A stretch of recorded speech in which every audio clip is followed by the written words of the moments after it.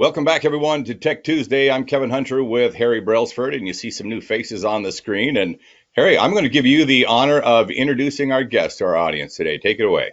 All righty. Well, I have a childhood friend, Tom Benkert, who's up in Alaska, where I spent many a year. So, good afternoon, Tom. How are you today?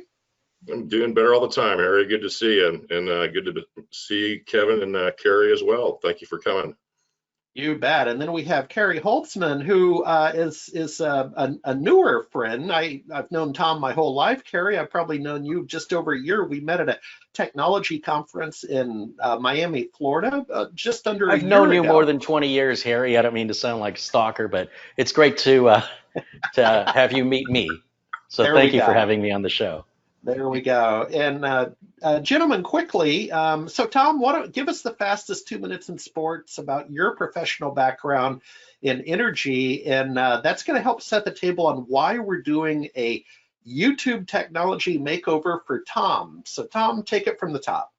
Yeah, so about 4 years ago, I started a little website called on Facebook page anyway, called Rational Thought, Energy, and the Environment, and it's been kind of a passive little hobby. And the reason I created that web page is to have a kind of a safe space for there to be rational conversations about energy and environmental issues. And me coming from a background, I mean, I've worked for Exxon, Chevron. I've been involved in financing of coal-fired plants, one of the largest in the country, one of the largest solar panel manufacturers, one of the largest wind farms, and been involved in energy and environmental issues on both sides of the coin. And so I'm hoping to create a space where there can be a dialogue instead of this politicized, it should all be coal and all oil, or it should all be solar panels and windmills, and having some sort of a balance, because the things are changing. And in my mind, it's kind of all of the above, and not any one solution is the perfect fit for every situation. And people tend to generalize too much about that. And so I like to bring, my last 15, 20 years of experience in those areas and create that kind of dialogue to help inform people about the reality of some of these options.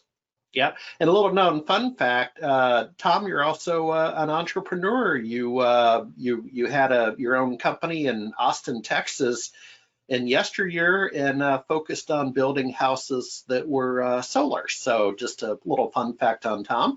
Net zero energy construction and a solar company, yes. And Carrie, you're the new kid on the block. So for the Tech Tuesday audience, please introduce yourself and what you do up on YouTube. Well, thanks, Harry. So I started off as a actually as a car mechanic, and it flipped into my hobby, which was computers back before the internet.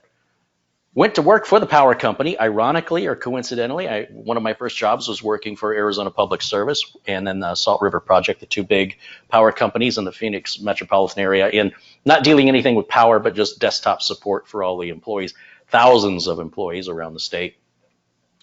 And it evolved into writing an opportunity to author a book, and then that led into a nationwide radio program for about 6 years.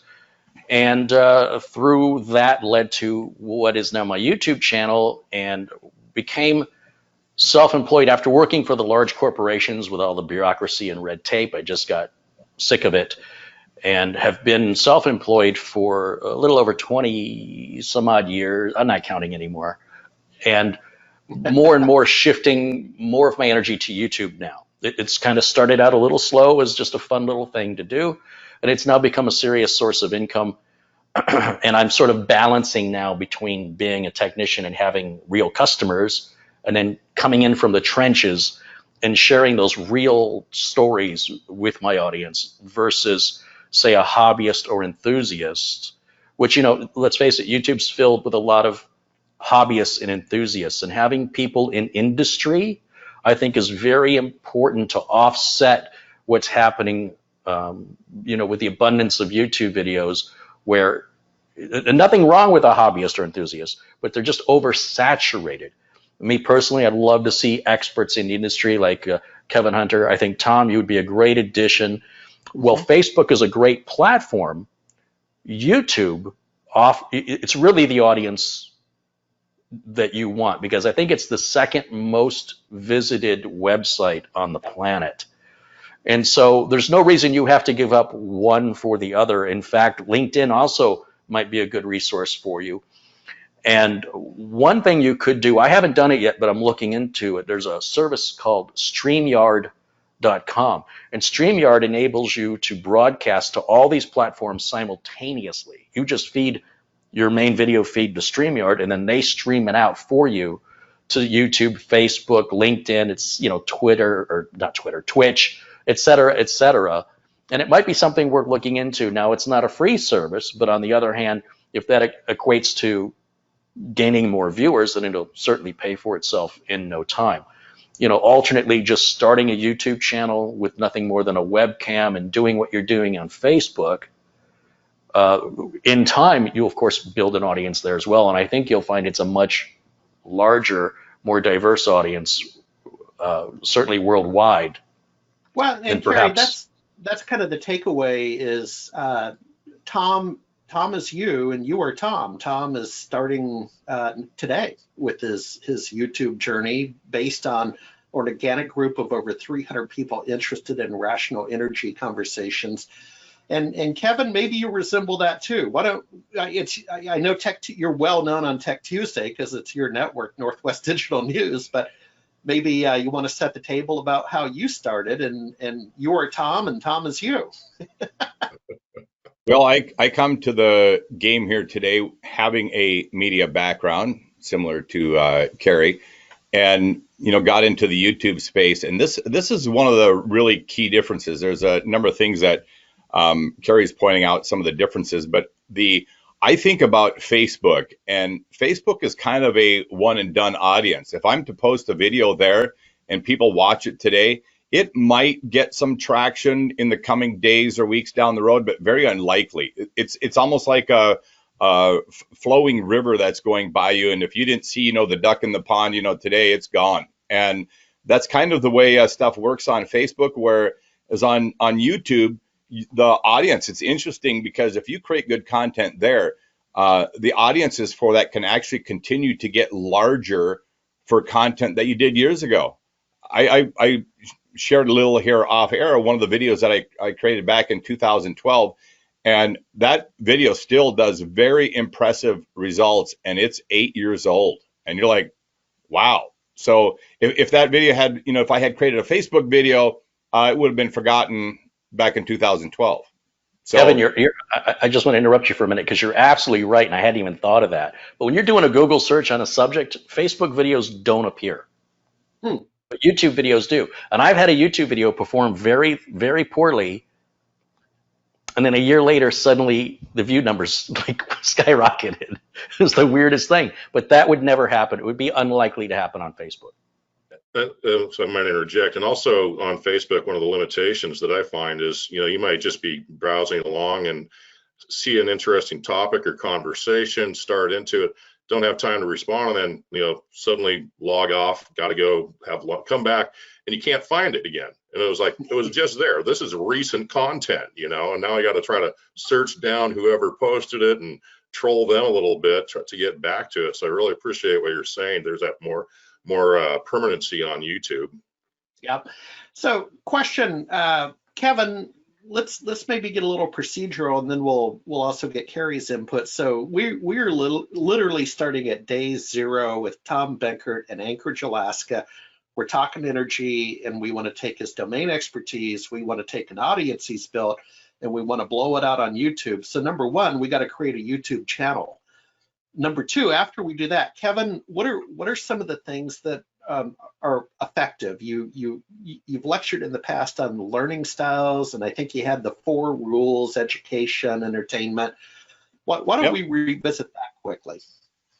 Well, one of the first things I want to start with is actually share, I think, a little fun story with a great business coach that I've worked with here in the United States. Done a lot of content with him as well for YouTube. But I attended one of his quarterly meetings, and over 90-some business people showed up to that. And one of the first things he said, and is really my advice here to Tom, is you absolutely have to know who your audience is that you're trying to target with this. If you're just trying to throw, shotgun content out there and going, well, let's see what sticks. I think you absolutely have to know who your audience is that you're trying to go after. And it's kind of, when you think about, some of the differences between YouTube and the type of media that it is, and then we think back to traditional media, because both Carrie and I had a background in radio, but what has happened to radio today, and what has happened to TV, and what's happened to newspapers, and all these traditional forms of media.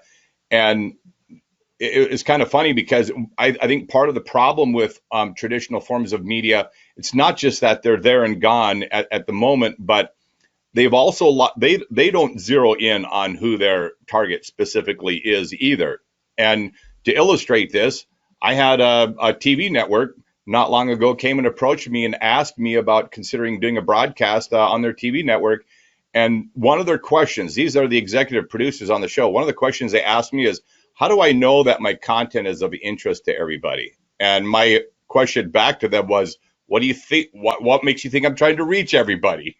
And so it was actually quite a funny conversation. But I was like, you're telling me that you have no sniper focus to what you're doing. So I think you really have to understand who your audience is that you're trying to reach, and you got to start with that, because, like I said, just shotgunning something out there and seeing what sticks. You can do the slow cook, and you'll find out what sticks eventually over time. But if you want to take off out of the gate like a rocket, figure out who your audience is and start going right after that audience. And I'll give you kind of an interesting illustration of how important that can be. A channel that I work with a lot, and I actually have several YouTube channels I put various content out on, but the one that I want to talk about today is the one that I have my automotive content on. Yeah. And so when you think about the type of stuff that I talk about on the show, people might be thinking that this is primarily an audience that wants to save money. And they'd go, okay, so that's the focus. I'm going, actually, no, that's still too broad, because in the very rich, affluent people, they want to save money, all the way down to the person who has, 300, 400 credit and their whole profile just in shreds. They're also interested in saving money.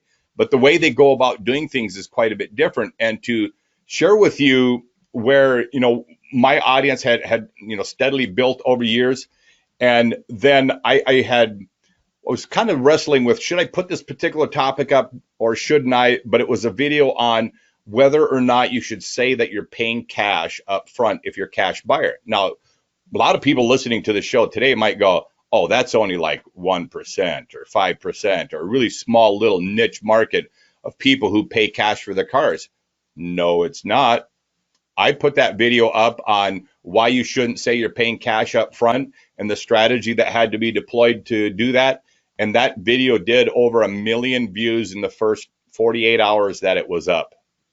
And it was just mind blowing what happened with that thing. And I was like, you know what? I have a really affluent audience that's following me. And Not necessarily. If I watched that video. In fact, I watched that video last night, and I'll tell you exactly why I watched it. I have never once paid cash for a car. I don't know if I'll ever have that kind of money in my life to ever pay cash for a car, but I've been told my whole life, cash is king, and if you walk in with cash, you'll get a better deal on that car. And here comes this guy with a YouTube video saying that's not true. Nobody ever said that's not true. I've only heard it one way my whole life.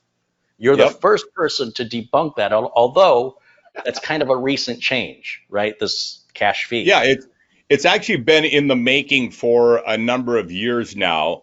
But yeah, it's because of the business model that happens in the car business as to why cash isn't king. And but that doesn't mean I'm affluent because I watched your video. I watched your video because it was debunking something that nobody had ever said before, that no one's ever told me that before. Right, but here, so part of also my comment comes from feedback. So both emails and comments that have happened on the channel since the posting of that video. The very subjects that people are asking me to touch on, one of the things we have on the drawing board right now is for leased vehicles. The last year, the last quarter, all vehicles that were leased, they were average of 725 beacon scores that leased all the cars in the last 90 days. And you're going, okay, so that's a very accomplished FICO score. It's somebody who's good at managing their money. So when I said affluent, that's kind of the audience that I was talking about there. And they're asking me to create more content that's around the interest of that crowd. And I was like, you know what? I'm not going to necessarily argue with that, because that weekend that video blew up, I put 22,000 subscribers on my channel in 48 hours. So it was like, okay, so there's a grand slam. And I've, videos I put up on a regular basis, a lot of people would look at them and go, wow, you're hitting home runs like pretty much every time you do a video. And that's largely true. But once in a while you get back-to-back grand slams, and that was that video on the weekend it went up. And it was just absolutely amazing what happened with that. So part of the reason it did as well, there's more to it than just this, but part of the reason it did as well is when you talk about understanding who your audience was, and we decided, what the heck, let's go ahead and do it, and let's hit the cash buyer and see what happens. And it was pretty amazing. Carrie, Carrie, I'd like to follow up on that. So Kevin started this part of the conversation about knowing your audience, and I want to talk to you about your demographic personas. I've been a guest on your channel and tracked you as well. So tell us about your theme, your persona, your demographic, and so on. Well, there's some things that tie in to what Kevin's saying. I'm going to say it entirely differently, but I think we're kind of saying the same. Maybe. I don't know.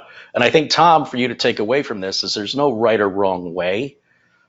I set out to make videos I wanted to watch, and I could give a rat's behind if anybody else watched them, because I was doing it because I wanted to at my expense and my time, and I felt like there needs to be a video like this because there aren't none that meet what I want to see, so I'm going to make it. And hopefully there'll be some people like me who will enjoy it. I didn't know there were 300,000 people like me. I did not intend my audience to be a bunch of old men. I thought I was making how-to videos for teenagers, and I was talking to them in a way that you would talk to teenagers, and I'm getting comments from people, many people my age or within a 20 to 30 year range. So, I'm 51 years old, and the majority of my viewers are between 48 and 54. I don't know why. Maybe just birds of a feather flock together. I don't know. But I also have my intended audience, which was teens, and I have a bunch of 70 and 80-year-old men building computers for the first time, and it inspires me because I think, there's a generation that's sort of a digital immigrant. They weren't brought up with this stuff, and I hear over and over again, because I live in Arizona, there's a large retirement community, how I'm too old to learn this stuff. And I love the inspiration that I get from some of my viewers. And I was recently asked what my goal was, and my goal, I said, was 1 million subscribers. And they said, well, what makes you think you can get to 1 million subscribers? I go, well, it doesn't make any sense that I have 300,000, so it doesn't make any sense that I shouldn't have 1 million. I mean, if it's kind of crazy. I never intended or thought that many people would be interested. And further, I did not consider the worldview. I like to ask my audience, I think I might have done that when you were on, Harry. Yeah. When I'm live, I say, where are you watching me from? Yeah. Australia, New Zealand, Slovenia, Slovakia, Italy, Germany, Canada, Europe, all over Europe, England. It's an incredible reach that we have, and I try to be responsible with it. But at the end of the day, I build a lot of computers, and this kind of will go back to a little bit about what Kevin said. And somebody said to me one time, they said, Carey, I would watch more of your videos, but you do a lot of the same thing over and over again. I said, I only intended to show how to build a computer one time. And I don't know why people like to watch me build computers, even though it's kind of the same process, different parts, but it's the same process. And those videos generate the most views and therefore generate the most amount of money. So guess what? I'm building a lot of computers. Not that it was my idea. It's just that if I want the views and the money, and quite frankly, as a tech, I have to build the computer anyway. So why not film it and kind of double dip, right? The customer's paying me for the computer, plus I'm getting views, and I have no idea, honestly, why people are so fascinated watching me do the same thing over and over, but I'm not fighting it. But at the same time, it's not the only thing I do. I still do what I want to do. I have interviews, like bringing on Harry was something I've wanted to do for years. And I talk about music. It's my channel, and I do whatever the heck I want to do. So it depends on your motivation, Tom, and what you're trying to accomplish, right? If it's an outlet for you, if it's a way to just have a conversation, a rational conversation about energy, and there's no agenda, there's nothing you're trying to sell, there's no concept or idea that you're trying to convince others of, then I think the rule book is open for you to play it however you want to play it. And the key would be to just keep making more content. My opinion, not that it matters, but on energy is I feel like we live in a world of absolutes. People are looking for absolute solutions. But when you drive through the United States, you'll hit areas where there's a bunch of wind farms. Well, why are they not everywhere? Because there's not wind everywhere, And you'll run into areas where there are solar panels, like in Arizona. Well, why aren't there solar panels in Michigan? Well, probably because the snow covers them up, So each area in the United States has a better energy solution, and that there isn't just one that fits everybody equally, and that, it's appropriate for the environment, in my opinion. And those kind of discussions where we're removing those absolutes, and I think that's my most frustrating part, are in the political sense of absolutes. Well, we're going to do this, and they go, well, but that doesn't solve it 100%. Why does it have to solve it 100%? It takes it 60 or 70%, and will make up the rest. We're still, as a species, evolving, and we're getting there. But I think that different energy solutions are right for the environment that they're in. And, I guess my question for you, Tom, is what are you looking to achieve from building a YouTube channel and an audience? Tom, if you would hold your response to that real quick, because I want to just capture something real quick that Carey said. So I was talking about focus, and I'm listening to Carey, and what I'm hearing is focus, because what he started with was people just like him who are interested in the things that he's interested in. So who he is and what he's interested, that was his focus when he started. So don't lose the thing that you need to start with some kind of focus. And now where his focus has shifted, if it has shifted at all, is making more of what his audience is, what he's gaining traction on. So he's paying attention to what people are viewing and what's being shared and what's more viral, and focusing on that kind of content. So again, it ties into focus. Just make sure you know what you're focusing on. Go ahead.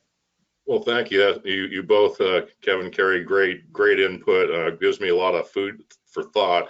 Again, this is something I just wanted to create a dialogue, and talk about, as Carey got it right on the head, which is this is not a world of absolutes, and also what you said, Kevin, about price. I mean, for 10 years, I sold solar systems. I sold a couple hundred of them. Guess how many I sold just because of the environmental aspect of it, as opposed to the cost savings? Yeah. One. Okay. Okay. One for the environment, and the rest for the cost. Just to clarify. Yes, that's correct. Everyone ranging from Fortune 500 CFOs in the San Francisco Bay Area to a cop and his wife that works at the diner. A wide range of people. My channel, Harry's the one that's kind of put me onto this, kind of cracking my head open. I did that sort of as an outlet, and then for the last like 2 years, I'm actually working in the field, so I've kind of ignored the content and the people there and haven't engaged as much. But I have a range of people in my audience, from very conservative to very liberal. Some people want nuclear power. Let's talk about the advances in nukes. Let's talk about the new windmills. Let's talk about X, Y, and Z. So my main focus is energy. A lot of the folks on there I put in the environment, so I get a lot of recycling and things and this and that. Those are not areas of expertise, so I probably would, focus it more into the energy conversation. And you've given me a lot to think about. So I appreciate that. Well, Tom, if you don't mind, I'm on your page on screen number 2, and I have a little bit of a media background and analyst background, and I'm looking over a lot of the posts on your Facebook, and it looks like you have built-in content. So assuming you have a few hundred posts, and each of those could potentially be a video. So I'm looking at coal miners being retrained as beekeepers in the Appalachian Mountains. You've got built-in content, right, that you can draw from. Hey, Kevin, before we start to kind of wrap up visit number 1 with Tom, and Tom, we're going to come back to you in a couple of months and check in and see how you're doing and continue to coach you. Kevin, a talk we had on the SMB Nation side on a webinar, a talk we've had here, were sort of the 4 things: entertainment, education. If you could maybe kind of revisit some of the pillars for Tom to take away and start to play around with this. And Carrie, I'm going to ask you the same question. So one of the things that people get really, one of the problems they have with YouTube type content and a real kiss of death to their YouTube channels.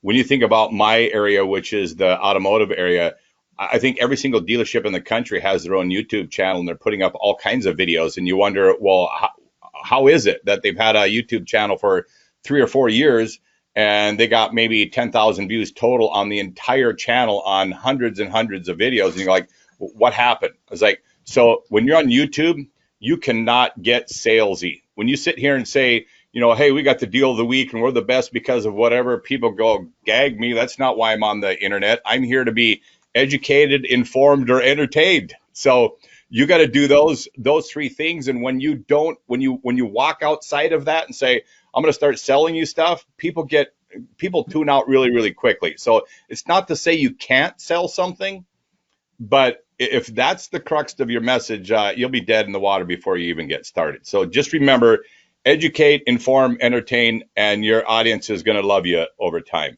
There's I also pay a lot of attention to the type of content that really blows up on the web.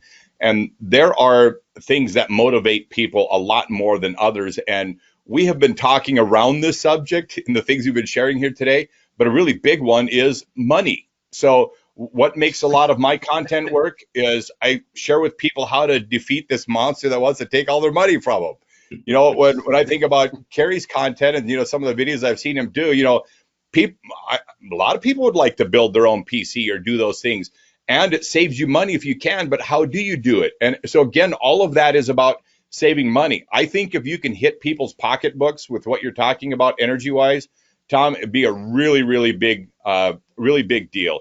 And then the learning style thing. So these are just kind of a quick drink from a fire hose. But when I talked about learning styles, my video takes into consideration that, first of all, there are 7 learning styles, but out of the 7, there are 3 that are the number 1, number 2, and number 3 for all of us. So they're not in the same order, but here's what the 3 are. People either like to read, they like to listen to music, or they like to watch a movie. So you'll know what your primary learning style is tonight when you're just wanting to veg out and stop thinking about all this YouTube conversation and everything else. You're going, I just want to relax and my brain can go to sleep.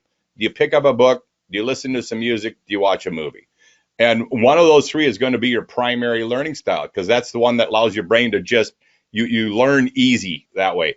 The other 2 are your number 2 and number 3. So like I said, it doesn't matter which order. So essentially, when I produce a video, I take into consideration somebody's watching me and a graphic presentation that I'm creating. So I'm appealing to that visually inspired person. I'm also doing the voiceover on it. So I'm talking to the person who likes to hear the audio side of things. And then I reinforce everything I say and what I'm showing them with text on the screen. So the funny part is in my own household, my wife doesn't actually really enjoy video that much at all. She wouldn't spend really any kind of time on YouTube at all. But she has told me back several times, she goes, I really enjoy how you do these. And she'll watch it and share the message that she gets out of it without getting bored. And well, my little secret is she likes to read. So, so that's the funny part about it is that if you're hitting those 3 learning styles, and remember the reading, the auditory, the visual. And so I'm doing those 3 things regularly. I'm making sure that I'm informing, educating, and I add some sarcasm and jokes and stuff like that into my content all the time. So give people a little entertainment if you can. And then going back to that thing of focus on your audience, know who you are. I mean, I could create great content, perhaps on, a health related subject. I'm a 17, 18-year survivor of rheumatoid arthritis and don't have arthritis symptoms today. I could do that, but I'd have to do it on a different subject. If I started broadcasting all kinds of stuff about arthritis on my automotive channel, people go, who are you and what did you do with Kevin? So it's maintaining that focus is a really big thing. And Carrie, before you respond to that, I just want to give you a shout out. When we got together a little over a week ago and did a 60-minute show, and you were streaming live, and that was interesting to me. But again, going back to built-in content and understanding your personas, we had hundreds of live comments, screens going down the crawler while we were on the air, and I'll tell you, I would die for that at SMB Nation, but that really stood out in terms of a feedback loop, and then also coming up with ideas. But maybe if you want to take the same question as we start to wrap up, quick hitters for Tom in terms of takeaways, and we'll then see Tom after mid-year. I'm a simple man. I don't think this through like Kevin. I just make videos I'd want to watch in a way that I would understand them for people that are like me. I'm a visual person. I need to see it. I was once repairing my car back in the day. I had a Haynes repair manual, and I don't know what I was fixing, but I will never, ever forget the instructions. Kevin may understand them. I don't think anybody else in this room will. Remove the left nut torque converter bolt from the bell housing. Now, my first question was, what side of the car is the left side? Couldn't they have said passenger side or driver's side? Or maybe I'm laying under the car this way and it's the front or the back. What does a torque converter bolt look like, and what the heck is a bell housing? That's step one, So I didn't know what to do, and I said, I know what I'll do. I'll flip the page and I'll read the installation instructions, and I'll do them backwards. Flip the page, installation at one step. It said, and I swear to God, installation is opposite of removal. I said, why do I need this book? If you knew this, why would you buy this book? So when I wrote my book, I said, I'm going to write a book my mother could understand, right, for computers. And I didn't care if anybody else got it. So my attitude is, I want to make content that I understand. I want to make any content I want. If I want to make a cooking video on my computer channel, I do it. I was so frustrated because I film in my kitchen and people said, you ever cook in your kitchen? I was like, fine, you know what, enough of this. I'm going to show you how to make, instead of a gaming computer, I'm going to show you how to make a gaming pizza. There's one thing gamers like, it's pizza. And so I made a pizza. Now, that video did as good or better than a $10,000 computer build, and it cost me $6 to make a pizza, and I was hungry and I wanted to eat anyway, right? So sometimes, now I don't do that regularly, but you've got a fraction of viewers that go, hey, you're going to make any more cooking videos? So I allow myself to sort of mix it up a little bit so it's not the same old routine. I think humor is very important. Tech is a very dry subject. Buying a car isn't exactly a laugh a minute. And energy, it's just not a funny subject. So I think if you can make it lighthearted, I think people appreciate that. Just kind of take it as sort of like, what are you going to do, right? You got this, but on the other side, you got that. And if you can come at it from an industry standpoint that perhaps isn't obvious to the rest of us, if you can say, you may not realize, but solar actually, has this side effect or this benefit that people don't talk about. I think that's important to get that information out to sort of help counter the general thoughts of what everybody knows in general about solar or about coal or about nuclear power. I bet you have information that the rest of us don't have that would be very much appreciated by people, and especially if making that decision that there were benefits they hadn't considered or consequences they hadn't considered that people only learn after they make that decision and go, oh, I wish I would have known this before, or if I had known this before, I would have done it sooner. That would be a real value that you would bring to the channel. So before before we have Tom bid farewell and Kevin take us out, I got to have a little fun. I like the idea of fun, by the way, since we're talking cars. This book, one of the books I did, and Carrie, this is from our world, the old MCSE exam cram, and this was a fun one. It was like 4 exams in one book, and this is back when these things were thick. And do you know what the publisher did? This was Osborne McGraw Hill, and my editor. They had me go by, and the two of you are going to correct me. Was it called the Chilton Auto Manuals, or Mhm. it Yep, was correct. it was a paradigm for auto books, and he said, take the auto book and use that same paradigm for exam cram. So that's Also my Yeah, go ahead. publisher, McGraw Hill, and I had an interesting argument with them that I wanted a book that was going to be appealing and not intimidating. And as the book was getting thicker, I said to the publisher, I said, we can't make the book this thick and say it's an easy to understand for everybody book. It's a contradiction if it's this thick, right? That's for people that really want to get specific. And you raise an interesting point there, or just by chance, that you can't sort of contradict yourself. I think that's the important thing. Don't say you're making a video, and title it one way and then talk about something else entirely. And then also feel free to play with your titles. Just because you release a video on YouTube, and I don't think you can do this on Facebook, but on YouTube, if your video is not performing well, you can experiment with changing the title around a little bit, and you might find finding the right keywords just through experimentation results in more views.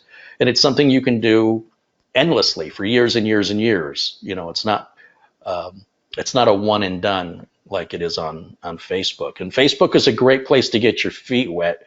And it's for you to step into YouTube now, you're going to have a heads up versus somebody who didn't have any prior broadcasting on social media before.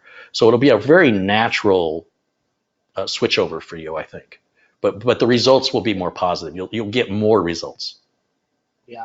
Carrie So- hit the nail so on the head Tom- with the video type titles, because there's a classic example here. Just maybe in the last 30 days, I had put a video up on car pricing, and the day or two after it had been posted, my wife is actually doing a search on hashtags and trending subjects, and she said, I think you should add 0% financing right in the title of that video. So I went in and edited it, and I'm not kidding. Within the next hour, it started doing about 1,000 views an hour more than it had, and that was right in the middle of the day.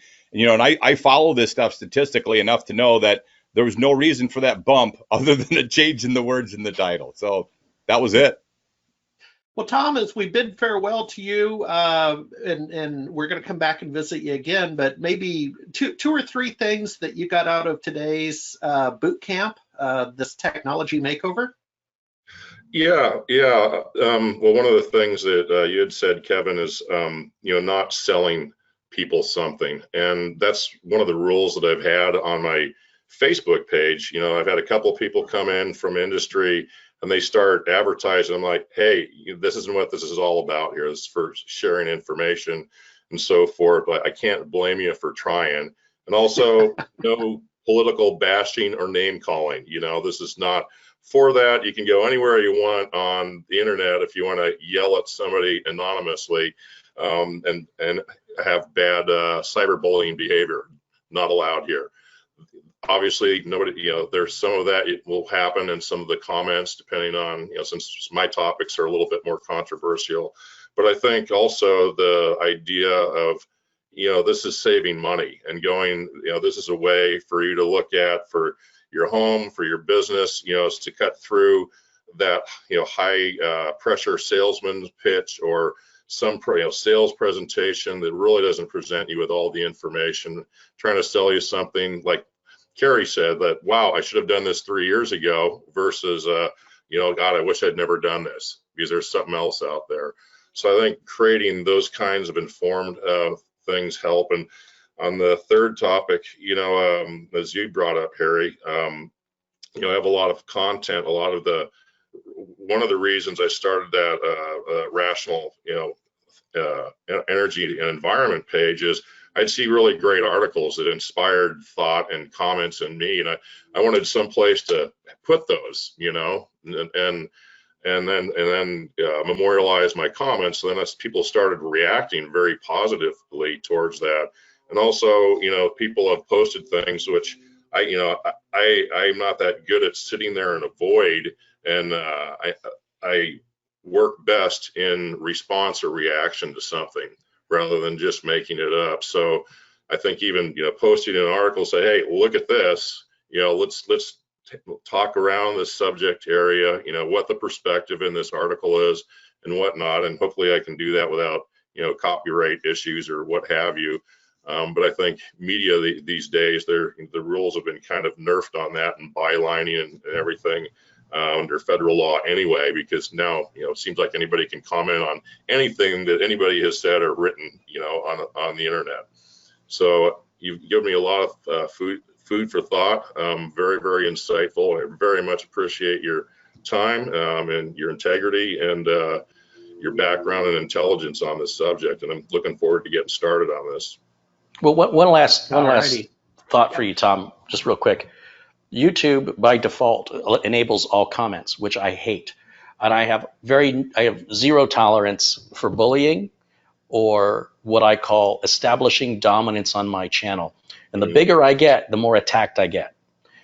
So make sure when you do make your YouTube channel, have your public information pretty well hidden, because what will happen is when you get what you want, assuming you want success, you want a big audience, a portion of that audience will want to teach you a lesson for any reason. They just want to prove to you you don't know everything, and it's entertainment for them. There is a psychological warfare happening on YouTube with the intention to break the YouTuber. It's a video game for some people.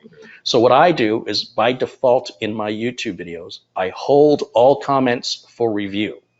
So nothing gets published unless I click OK. If somebody's particularly nasty, I have the option to flag it to YouTube as abuse, or my preference, hide the user from the channel so they can still watch my videos, but they have nothing to add of value, clearly, and I don't want to hear from them.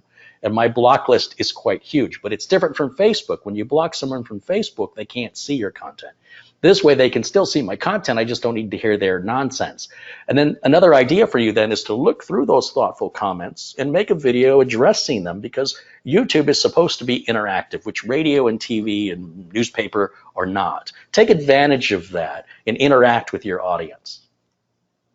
Well, excellent. Yeah, I'm going to break my own rule. Kevin, do you want to reply to that? You're a public figure. Have you experienced some of the trolling, and also have you used feedback to generate content? And then we'll call it good.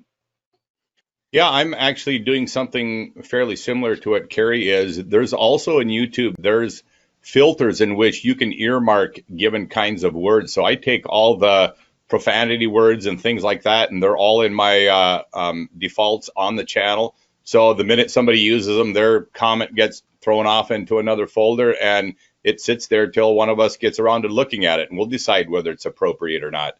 So there's we do filter a lot, and I have a lengthy block list too. So it's you gotta use that. I mean, when you think about why Carey started doing this, you wanted to create content that people like him wanted to see, and he certainly wasn't looking for a hard time out of this.